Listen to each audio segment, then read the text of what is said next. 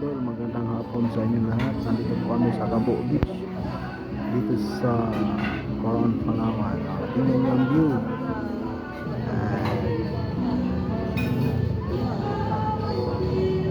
Apo dito si Kuya Domski, lola niya may-ari. Yan siya. Diba?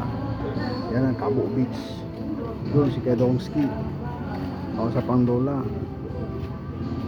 Ito ang menu nila dito.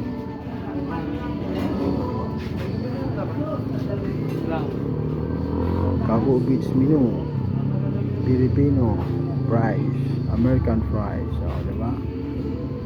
Diba? Mura lang. Yan.